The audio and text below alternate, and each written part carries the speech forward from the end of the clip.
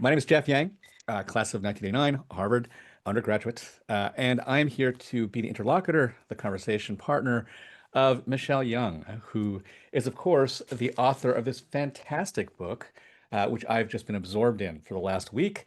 The Art Spy, the extraordinary untold tale of World War II resistance hero Rose Valland.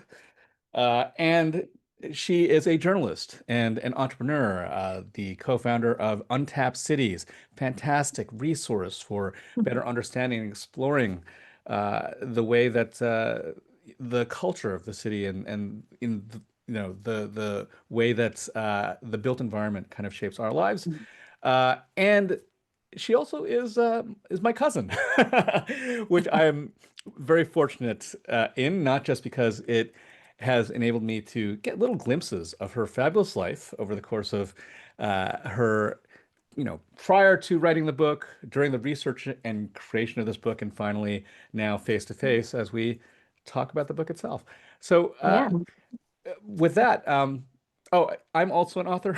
I should say. Yeah. Uh, Who are you, Jeff? uh, Culture critic, author, perhaps best known for co-writing a book called Rise: A Pop History of Asian America from the 90s till now with Phil Yu and Philip Wang, and most recently, The Golden Screen, the movies that made Asian America.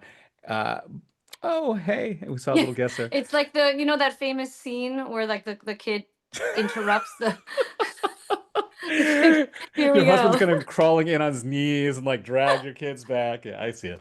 Um, But it actually is a great segue in some ways to the juggle Mhm. that it takes to do something like create a book like this, balancing family and job and life Yeah. and travel. Let's talk about that. How did you come across this story? And what were you doing when you came across it? Yeah. Well, first I should add that you gave me my first journalism job.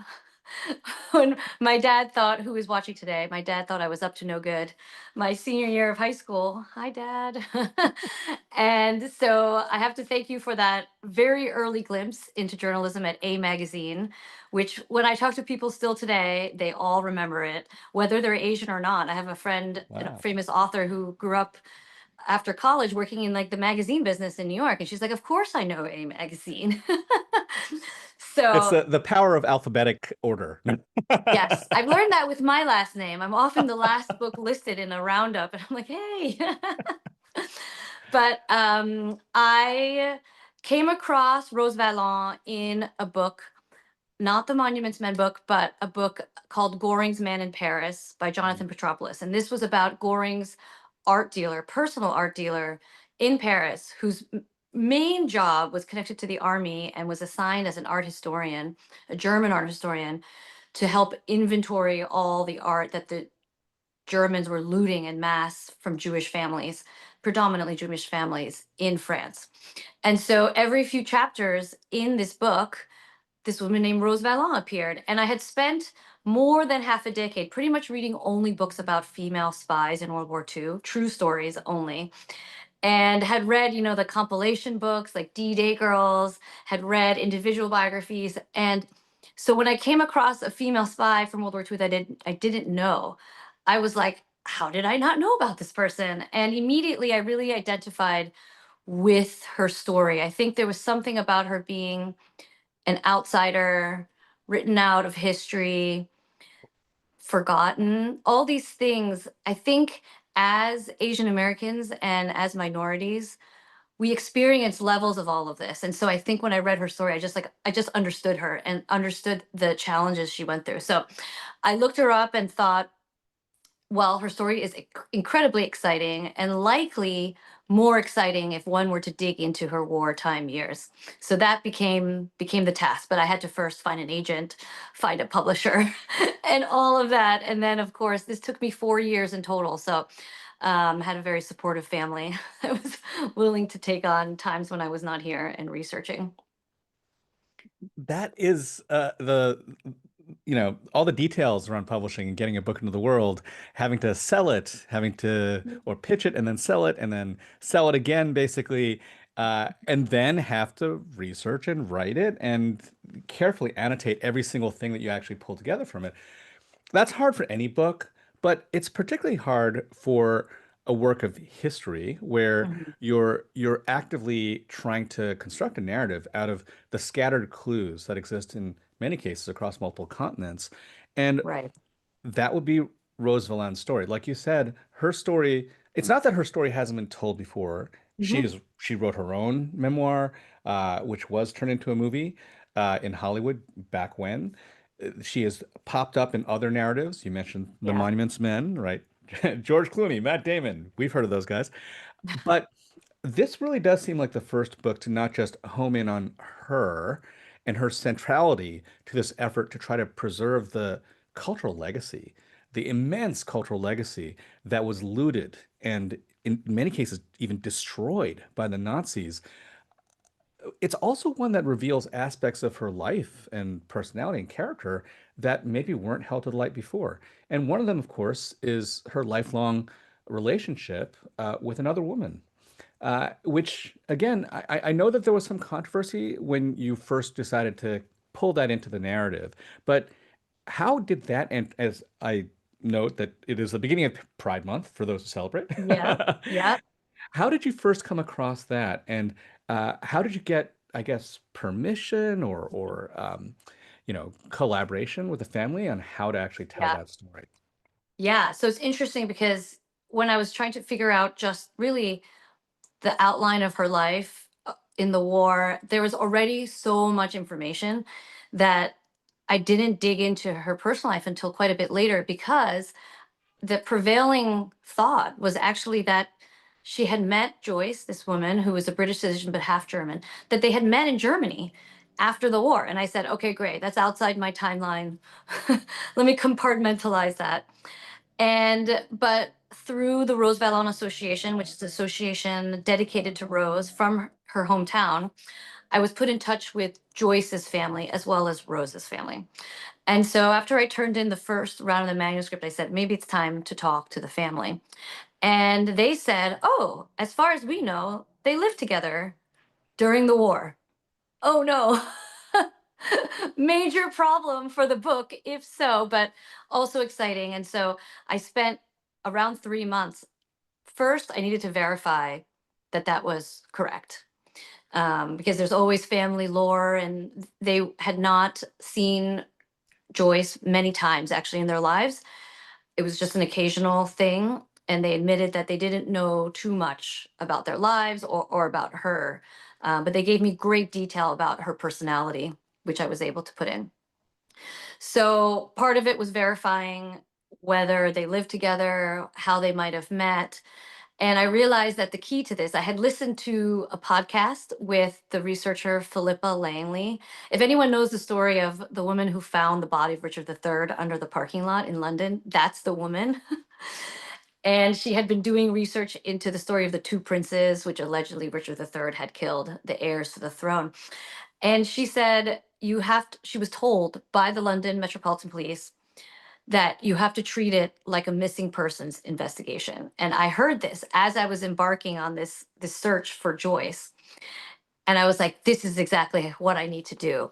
And so for 3 months, I pulled at all the threads possible. So I knew that she worked for the US Embassy. So I scoured all the communications, every single one coming in and out of the embassy, in the hopes of finding her. I did find her and then tracked down those documents in the archives. And then I also looked for, in the US, it would be like a driver's license application, but in France, it's your identity card. And so I found those. So I was able to start to line up when they would have started living together, because I was looking for addresses that lined up. But then in the employment documents through the US Embassy that I was able to get, they're in St. Louis, I now had her CV. And so I was able to really start to put together the timeline of Joyce's life. And then from there, understand what was her wartime life, how did it relate to Rose's, and then combining that with the family. So for me, this really unlocked actually a whole part of the story of the book, which helps humanize Rose. Um, but because they were not out, and during World War II, it wasn't illegal for them to be lesbian, but it was legal for men to be lesbian under the German Reich. But the Nazis were known to harass lesbians and lesbian communities. So there was no way that they would have been publicly out, and it would not have been okay in French society either, even leading up, for her to be working, for Rose to be working in the civil service and gay. Mm. So they kept this part of their life really under wraps. Very few people met them as a couple. And so, but over time, Rose's family delivered to me and the museum that holds now the archives of their family materials, more and more letters, postcards. So it was really like a detective case. You have to get information from everywhere and put it together and try to form your impression of what their relationship could be like. But there could be maybe batches of letters stored somewhere that we don't know yet, and it might break open more aspects of it. I would love to hear more about their relationship and how they came Yeah. together, how they struggled through a wartime in which one was essentially forced into this role of, simultaneously being, you know, at the beck and call of the Nazis, while at the same time documenting every move they were making in hopes of preserving this immense treasure. Right. And the other was actually a POW, was actually put Yeah. in Yeah. And that gave it so much context, right? Because even if we don't have Rose herself saying it's so stressful to be working under the nose of the Nazis and spying, we know through the timeline that Joyce was arrested as a British citizen who was essentially an enemy alien. So they, at the beginning of the occupation, they asked British citizens to register themselves at the Kommandantur, and then they had to check in every day. And if they went on a weekend vacation, they were told they were basically on parole, and they had to sign a document saying, I'm coming back. So essentially, they were prisoners within a country, but just not jailed. And they were prisoners on parole. And so Joyce is arrested a month after the Nazis take over Rose's museum as their clearinghouse for looted art. And so I think any reader can imagine, even if we don't hear from Rose's voice about that moment in time, what it would be like, right? To be surviving secretly under the Nazis, and then your partner has gone missing. And one of the biggest things I noted, since the embassy recorded every communication coming in and out, is that there's no record of anyone asking where Joyce is. And not only is there no record, at some point, I think it's at the end of December 1940, there is a little entry that says, basically, we don't know where Joyce went. We hired some other people who can speak German to work here. So it's very clear that Rose did not even go to the embassy to ask what happened to Joyce, because that would reveal their relationship and that they lived together Mm. and this kind of thing. So, the mental fortitude it would have taken for someone like that to keep so many secrets is really impressive, and I think adds to the understanding of who Rose was during the war. To that understanding, let's talk a little bit about the shape of this story, because Mhm. ultimately, the sort of provocative title, "The Art Spy," it could mean any number of things. Yeah. It is both, a little bit of a intentional provocation, but also Mhm. speaks to her role as a member of the French Resistance, Yeah. an incredibly dangerous role. But at the same time, this is a story, which I'll ask you to kind of elaborate on, of Mhm. a woman who, first and foremost, loved art, an art historian, a curator, and found herself almost accidentally, or Mhm. actually really because of the incredible misogyny of the men around her, kind of Yeah. pushed into a role where instead of working where everybody wanted to work in France, if you're an art historian or curator, which is the Louvre, right? She Mhm. was sort of pushed off into a secondary museum, which just happened to be the place where a lot of artworks, like modernist artworks, were being, collected and exhibited. Those were seen as sort of a little bit secondary, perhaps in importance to the great masters, the old masters, etc. But also, it ended up being this sort of locus for the Nazis to essentially do this, like, art theft shopping, right? Yeah. Yeah. Gathering all these like stolen artworks from Jewish persons who had been dispersed, dispelled, arrested, sent to concentration camps, uh, and as a result, unpersoned, and leaving their Mhm. property basically Yeah. for the Nazis to collect. And the craziest thing about it is that, you kind of build this world around Jeu de Paume, which is the museum in question, which makes it feel uh, like literally it was, the equivalent of going into a TikTok shop or something. If you happen to be Hermann Goring, right? Like the Reichs, minister and head of the Luftwaffe and so forth, who wanted to just steal art, right? So Yeah.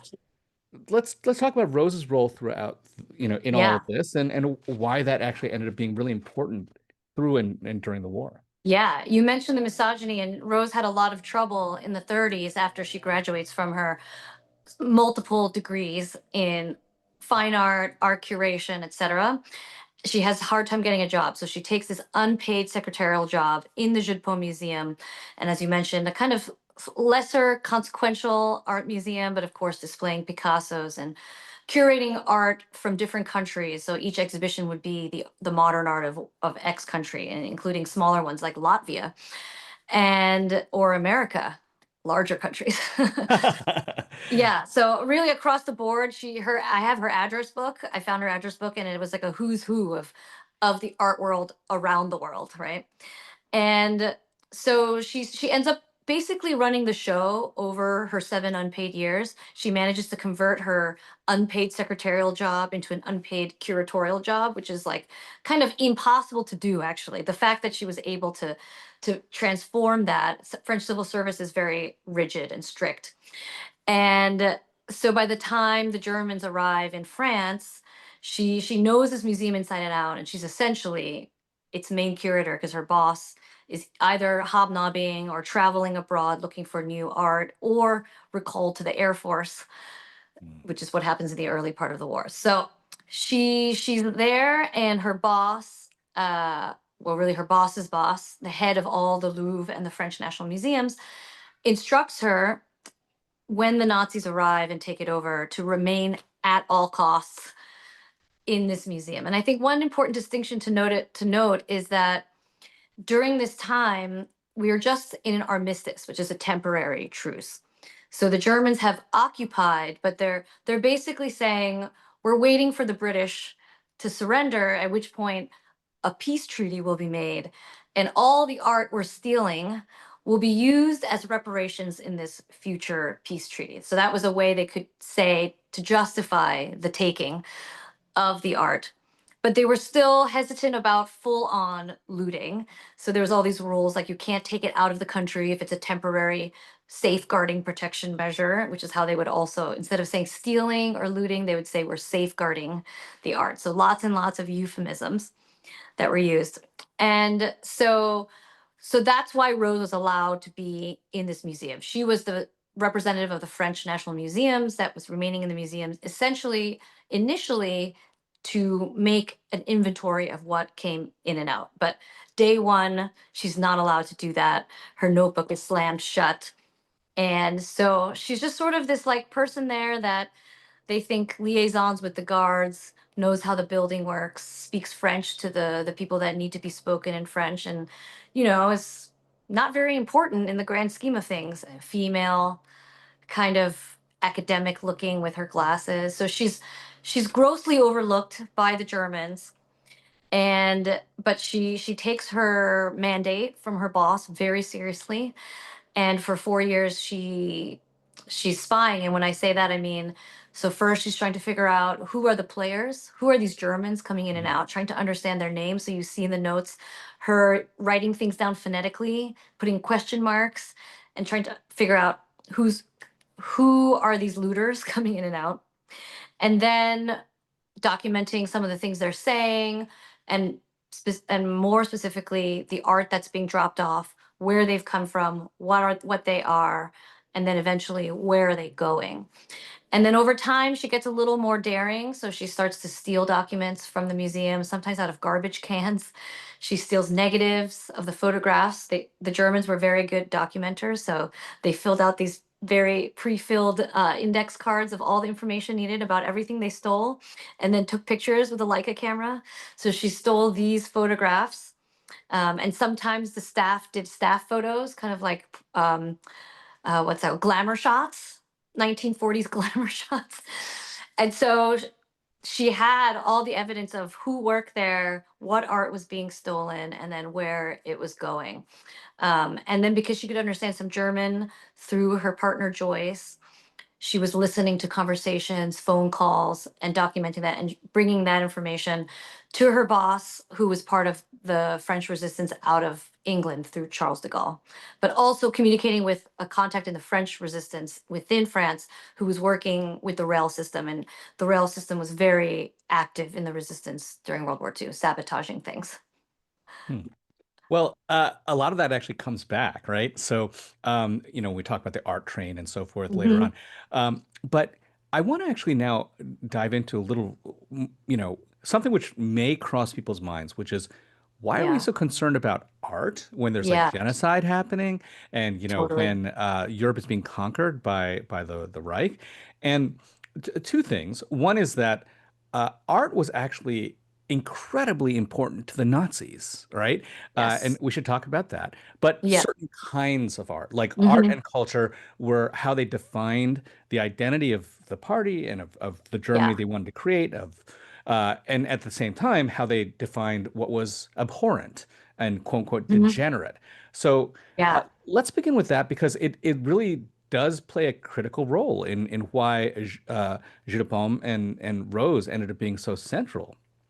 Yeah, I think we need to start with Hitler's rejection from art school. He was rejected twice from the Vienna School of Arts, and this is like a formative moment for him. He talks about it in various chapters in Mein Kampf. And after he's rejected from art school, he tries to make it as an artist, and he's basically homeless, living on park benches, and making what he calls derivative paintings for tourists, derivative postcard paintings. And so he's extremely bitter about how his life turned out, but of course, discounting the fact that he didn't finish high school. He quit because of his um, because of his father, who said he would never become an artist. So, there are many things that led to his failures, but of course, he's not going to admit it. And so, in the end, he starts to formulate his very virulent anti Semitic policies Mhm. in connection with this time in Vienna. And he starts to think, oh, it's this Viennese Jewish cabal that has prevented me from becoming the artist that I should have been. And and then in addition, he still sees himself as this like major arbiter of what is great art, especially great German art. And so these are the things that he understands. If you look at his paintings, you can quickly Google, they're fine, they're passable, but there's nothing avant-garde or even too interesting about his painting. He's very literal and very realist. And so he develops in conjunction a hatred of modern art and any kind of modern culture. So this extends to literature, theater, books, and art. And so like anything you want to be derided, you need to come up with a catchy nickname for it. And so he comes up with Entartekunst, which is degenerate art. And so starting in the 1930s, the Nazis start seizing modern art from the museums all around Germany. Mhm. This is 10 to 15,000 works of art. They burn some and then they sell some, and some they put on this great exhibition called the Degenerate Art Exhibition. And it opens, I think, one day after the opening of the Great German Art Exhibition in a whole new art museum in Germany. And it attracts far more people than the Great German Art Exhibition. I think a lot of people went there because they appreciated it. A lot of people were curious, and it's so popular they take it on a countrywide tour. So in the end, millions and millions of people saw this exhibition. And the exhibition tried to link certain things. So they would say, oh, modern art, doesn't it look like the art that people do in insane asylums? And then they would shame the art directors who had bought those art and list how much they paid for it. What a waste of German money. And so all of Hitler's henchmen followed suit. So basically, Hitler only liked what they called the old masters. So these are Vermeer, Hans Holbein, Rembrandt. And modern art, unclear what value it had, especially in the first parts of the war. So so that's sort of the background, but I would also say you summed it up really well in terms of the ideology and how art was connected to the German Nazi Party ideology. They go hand in hand. In addition, they already knew what art they wanted from the countries they were going to invade. In fact, they sent secret emissaries into France after the war broke out, but before the invasion of Paris, to make these long documents and reports categorizing anything they felt was stolen unfairly by Napoleon through his plunder, or things they had unfairly given up in the Treaty of Versailles, which they felt was grossly unfair and which really kicks off World War II. And so I posit that invasion and art looting basically happened at the same time. They set up government and they began art looting. And then there's a direct line between art looting and the concentration camps. Because if you look at it holistically, you see all the small little measures that the Jewish populations were forced to comply with. And it begins very minor. For example, oh, if you have a piece of artwork over 100,000 francs, you've got to register with us at the Kommandantur. And then it becomes, oh, everybody needs to register if you're Jewish. This is how they have all the addresses. And so all the privations on Jewish citizens did not happen all at once. So, but if you look at it holistically, it all leads to finally the stripping of their rights, the stripping of their citizenship, which enables the Nazis to take everything belonging to Jewish citizens, and then deportation and you know the final solution. So art is really what kicks off the process in every country. And you know, I think in a way, when you strip people of their livelihood and their belongings, that's already, you know, taking away their identity. And so, yeah, all of this stuff was all these actions were really moving for me to come across and read the documents and read the complaints and follow all of this. And one of the storylines I follow in the book throughout is the story of a Jewish art dealer family named Paul Rosenberg. And he was the exclusive dealer to Picasso and Matisse. And through that storyline, I hope what the reader gets is to understand the human toll of looting. Because you can look at kind of the reports Rose made, and it's just lists and lists of artists and names, and it becomes just a lot of lists after a while. But what did all of that mean, right? That's what I wanted to capture in the book. Well, absolutely. And you mentioned, the Rosenberg family, not just Paul, but his son. They play kind of an integral role in the narrative as well. I should Hmm. note that as much as this is Rose's story, it's kind of the story of the war as told almost in orbits around Yeah, Rose, around the artwork that she was protecting, and the people who either owned it or intersected with it or coveted it or lost it, yeah. right? Um, but one other thing I wanted to note about the artwork is something you kind of mentioned, which is that for the Nazis who rejected this degenerate art, it was nevertheless incredibly valuable because they saw it as a means to fund the war effort, right? They're Yeah, holding like yeah. regular auctions of this stuff. And you actually describe one of the big auctions held in Switzerland, Hmm. I believe, right? Yeah, By in Fischer. Lucerne. Yeah, Hmm. the one you kind of described as like the one non-Jewish major art dealer in In Lucerne, Switzerland. in Yeah, Switzerland, right? Um, yeah. who's willing to be a collaborator, in part because of his own Mhm. anti-Semitism, but in part also because, like, you know what? I'm gonna make some money here. And Yeah. uh, the reason why it's such a captivating scene is not just because you've got these sort of warring tensions in and among who's participating. Uh, some people are, a lot of people rejected participating because they didn't want to fund the Nazis, and everybody kind of, Hmm. at the end of the day, knew that this was going to fund the Nazis. But a lot of people Yeah. also were like, if we don't buy this art, it is going to be lost forever. It's going to be destroyed. So there are people who are Right. like, I'm showing up, but I'm going to cover my face, or I'm going to send somebody there as my proxy.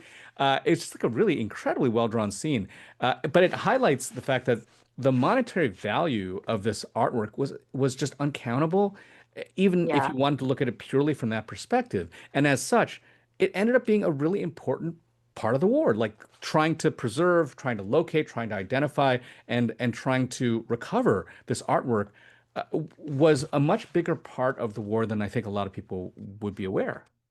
Yeah. And yeah, that auction is amazing because it shows all the different possibilities of what, I guess, human nature, what would we do in that exact scenario, right? And kind of everyone who participates has a different reasoning or just different justification. And you can see that playing out in modern day, right? And then yes, the modern art was very problematic, at least in France, for much of the war, because they were seizing so many Jewish-owned art collections. And a lot of the Jewish owners were very active in the modern art scene and had really built it, whether it's in Germany or Austria. And so they would, seize these apartments and galleries en masse and then sort and then, ooh, what do we do with this modern art that Hitler hates? And so for a period of time, they stuffed it into this one room in the Jeu Museum, which was dubbed the Salle des Martyrs. And what's interesting in my research was a lot of people have attributed that phrase to Rose because she writes it. But I found in like, her hundreds of thousands of documents that I went through, one of her notes that didn't make it into like the official compilation. And it said it's what the Germans called the Salle des Martyrs. And so even the Germans themselves called it that. They felt, these are art historians, so they felt the pain of what was happening to these works of art. And for Rose particularly, she was very concerned and she kept raising to her boss throughout the war, can we do something to save these paintings? She was very worried about what happened to them. And closer to the end of the war, which becomes the movie The Train, which is a Burt Lancaster caper, which holds up pretty well. It's a pretty fun movie. Um, this is the final kind of climactic scene of Rose in the museum, and as the Allies are arriving, she realizes she has an opportunity to potentially stop this last train of artwork. And it's not just one train car. It's actually 52 train cars, of which five contain the expensive paintings and sculptures that she's most concerned about. But 47 are furniture, silverware, jewelry, basically Mm. everything they've looted from Jewish families stuffed onto there. And the man who wanted to get that out was Kurt von Baer, and he's a colonel that's straight out of Nazi central casting. He's got a glass eye. He wears a coat of wolf hair. Couldn't you can't make it up. And he is very greedy. And this is the train he's trying to get out. And I think as a result of trying to stuff so much stuff onto the train, he runs into problems. And then, of course, the resistance gives him lots of problems. So Rose is instrumental in collecting all the information that leads to this realizing it's leaving by train, which is good news for the Allies. If it had left by truck, they would have been driven by Germans. They would have probably dispersed across the roads of France. It would have been harder to keep it all together. But by train, they know where it's going to be stored, and they know that the resistance is rife in the train system and that there could be means to sabotage. So Rose here takes a really active role. And I believe that before I wrote this book, it was more understood that here's this woman who took notes and she reported to her boss, always vis-a-vis other men, right? But one of the things I've discovered was that she was liaising throughout the war with her own resistance contact in the French resistance and passing him information about the trains and such. So when this event occurs, and she desperately wants to save the train, she tries every method possible, right? So she goes to her boss, but she also goes to this other man, and it's very clear she's out and about in the city trying to figure out where is Kurt von Baer. And at one point she writes, oh, he's holed up in his office, guarded, heavily guarded by men with guns. Too bad, she says. And I'm always like, oh, I wonder what she meant by that. But it does kind of mean she kind of hoped that we could attack, the Allies could actually take him out. That's my reading of it when she says too bad. So I think kind of looking at all the materials that were available to me, speaking to her family, and really being a detective about this, I was able to really place her more in the action than had been known before. And Mm. that was really my hunch, that oftentimes women or people of color or marginalized communities, their stories get undertold because there's an assumption, perhaps. And it was easy to write her off as the mousy art historian that was like in the shadows. But I could tell from her writing, she was like moving around Paris and spying, and like at night too, she'd be like, this guy put carpets into his truck and they drove away with all this stuff, right? It's like she wouldn't have known that unless she was actually there, or she would know exactly where they lived, like which apartment on the third floor, the right side, right? All this great kind of spy work, which is so much more than just like taking notes in the Mm. museum. And so that's what I had the hunch about. Like her story is probably more daring and more exciting. Well, uh, the dramatis personae of this book is incredibly colorful, and it includes not just people on the side of right and light, Mhm. not just Rose and Joyce, and Yeah. we'll talk a little about James Warmer later, Mhm. but and also Rose's boss, what's his name?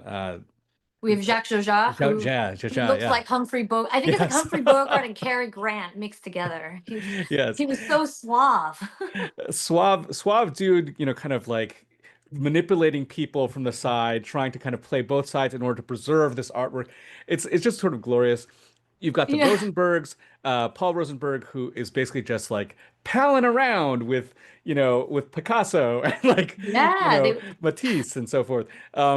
And his son, who ends up being not just like enlisting in the French, essentially the French resistance, the French Free Legion, right? The French Free yeah, the Free French, the Free Free French, French yes. Charles de Gaulle's. Yeah, Free French. So Alexandra ends up being, despite the fact that the family's escaping to the United States, leaving behind all their artwork and everything that they had, he decides to nevertheless decide not to pursue freedom in the United States and to go back into service and to fight in the military.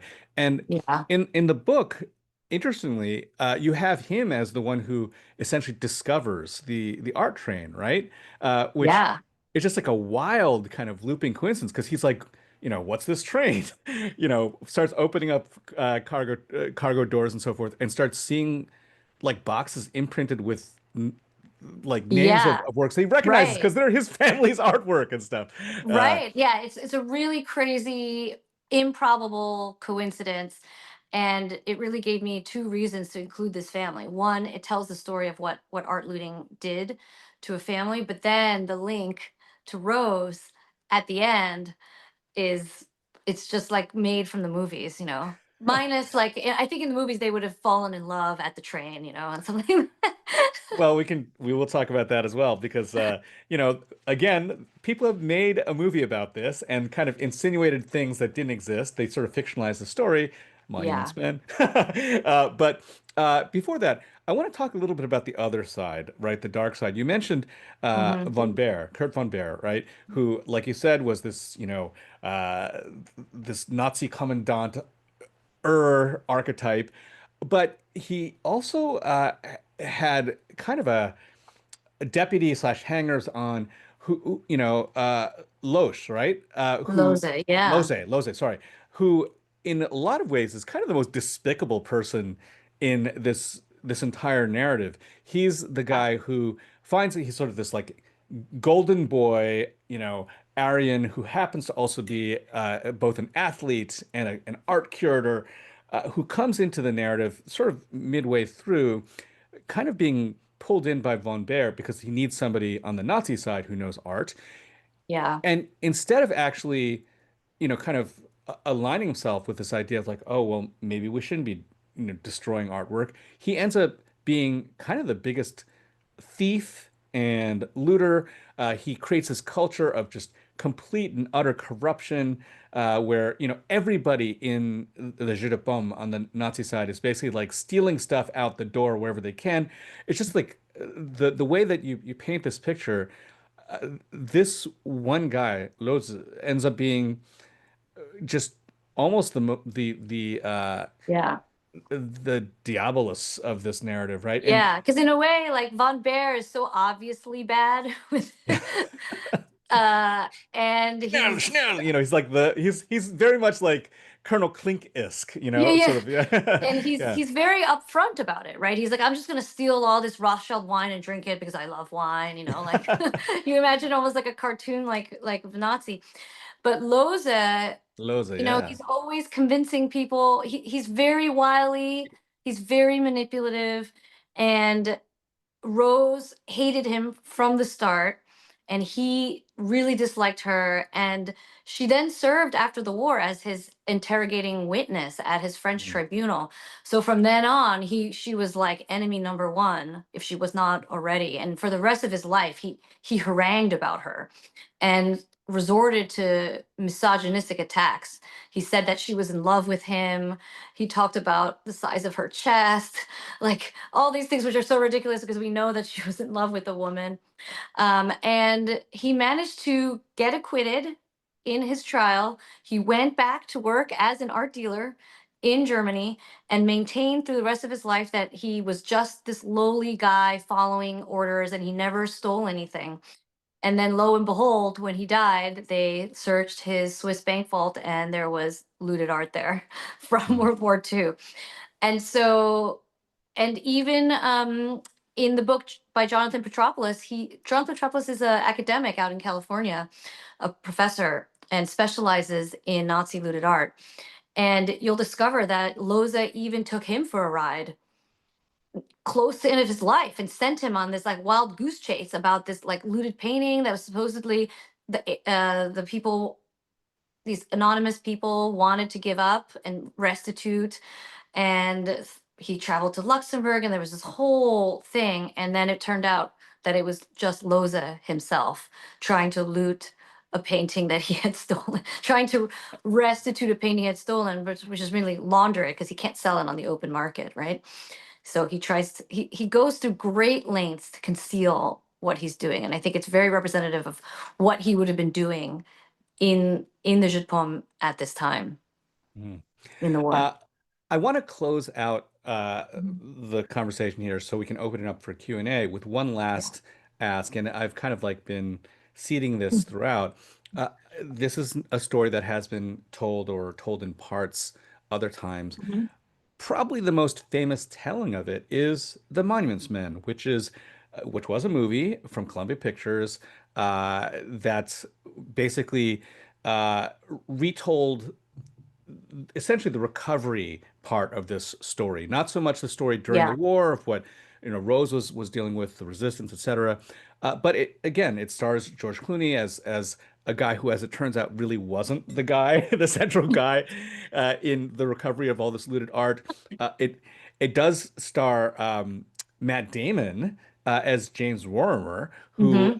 uh, as it turns out, also figures into this narrative, as you note, because Yeah. he and Rose Valland actually ended up having, a very close working relationship and friendship. But again, the movie chooses to rename Rose Valland Claire Simone and have her played by Kate Blanchett, in a much more sort of like, she wasn't the, um, what was the phrase you mentioned in terms of like how Rose dressed, de garçon, I think. A la À Garçon. la Yeah, garçon, yeah, she yeah. dressed as a like in men's style in the 1920s when she was in school. I mean, Yeah. Kate Blanchett, she's going to look like Kate Blanchett. But they sort of imply this romantic relationship between the two because it's, narratively better for the movie. I Yeah. guess, you know, the very fact that it was called The Monuments Men really focused only on the male persons and the kind of daring do that they engaged in, kind of renamed the central female figure in all of this with a fictional name and then turned her into a love interest. I mean, it kind of sticks in the craw. And I just wanted to throw that back out to you that I'm sure you'd watched this movie and read the book that it's based on Mhm. in the course of this. Uh, what did that do for you? You know, in terms of telling a story about a woman who was suppressed so many times by men in her own life, to have the only really kind of very visible present day telling of that story be one in which she was sort of pushed off into the corner.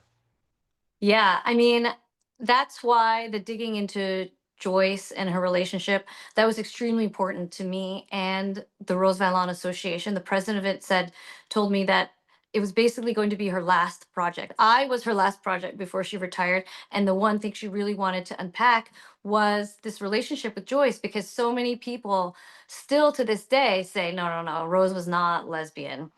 And it's sort of a persistent narrative that required myth breaking.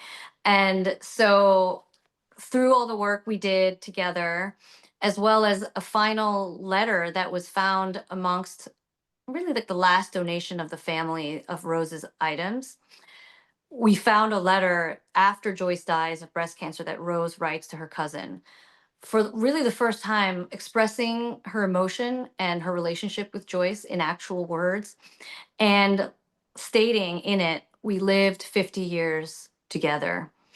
Mm. And saying that Joyce's death is pretty much like her own death. I'm paraphrasing here. But, Mm.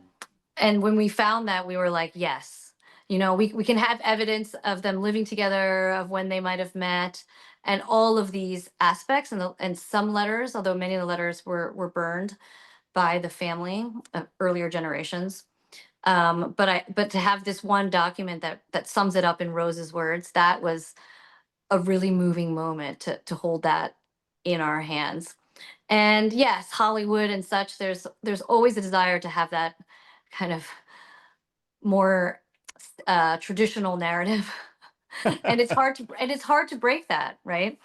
um, but I did feel that it was my duty to her, as her first American biographer. And I just found out that it will be translated into French. So Mm. that's extremely exciting. That that I can set the record straight on many things, not just her personal life, but other things that she had claimed. Like there's a story about 500 paintings, modern paintings, being burned in the courtyard of her museum by the Germans during the war, and that had been questioned. And so I made it my mission to see how I could find evidence, because this book is not written from a bird's eye perspective. It's narrative nonfiction. It's meant to make you feel that you're there in the scene with the characters. So I couldn't have a voice saying, but X and Y historian says this about this incident. So I knew that when I got to those points of the story, I would either need smoking gun journalistic evidence that X occurred or Y didn't occur in order to include it or not include it. So all of that determined how the narrative could unfold. But yeah, I did feel like sometimes working through all of her papers, she kept everything literally. That there would be that there was a reason that she did that, and that maybe it was like someone like me who might come along one day to patiently try to piece together her story.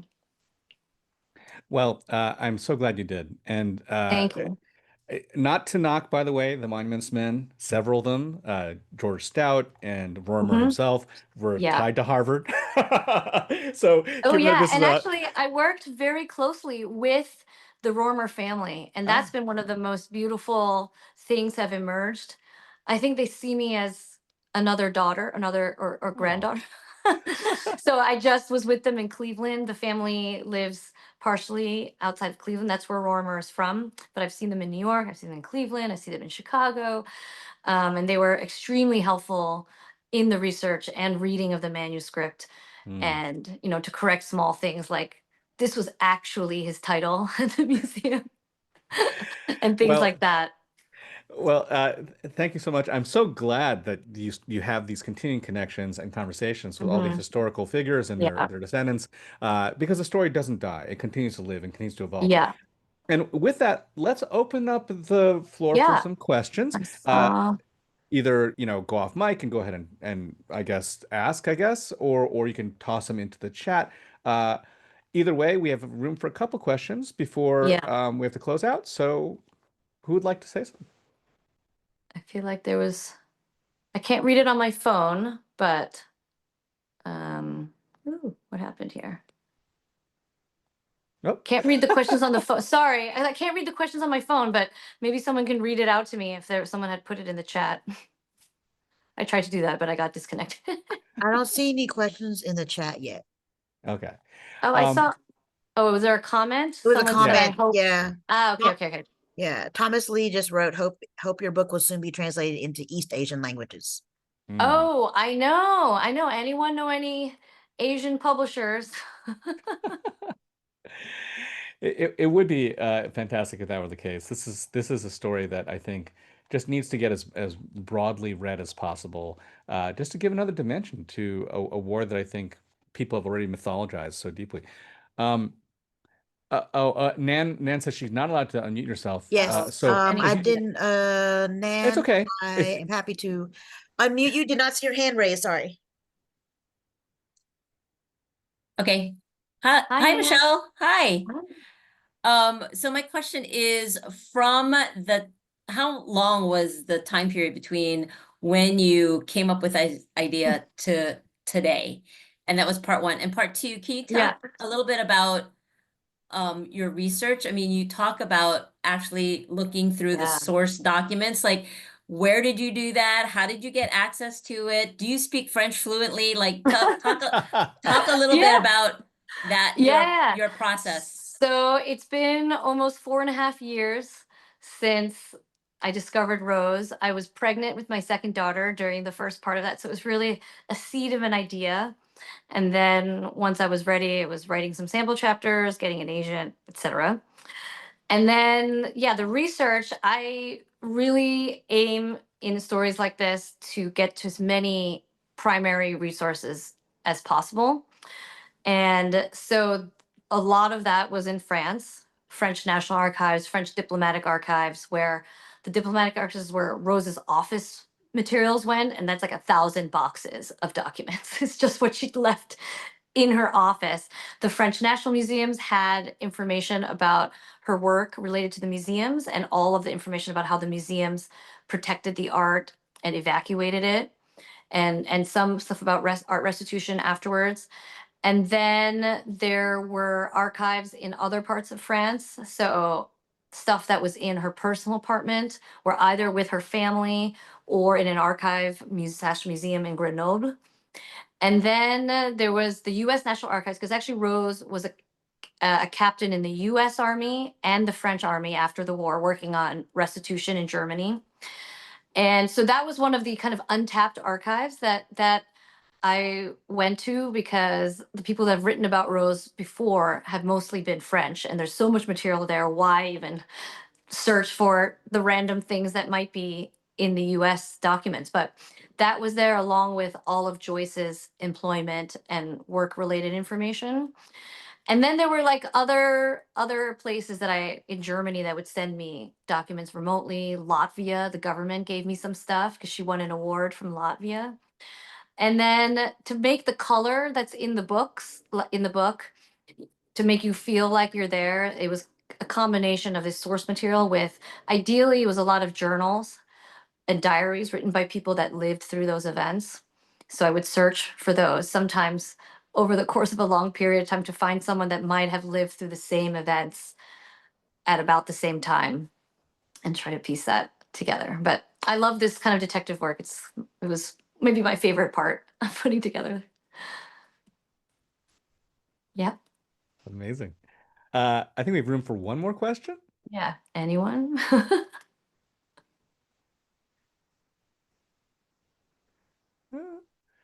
Um, okay. If no one's gonna raise their hand, then I think we can go to James for concluding remarks. Okay, great. Okay. Is he still here? Yes, I am. Yeah. Oh, So yeah, great. Hello. Michelle, Jeff, thank you. My Thank name is you. James Kim. I'm a board member and also the New York chapter co-chair for Harvard Asian American Alumni Alliance, also known as H4A. For those of you who are not aware of H4A as a SIG, we organize and present a variety of cultural, social, educational, and community building events for AAPI identifying alumni and allies in the greater New York metropolitan area. We were excited to organize this session with Michelle and Jeff, and we appreciate the collaboration with the Harvard Club of Long Island.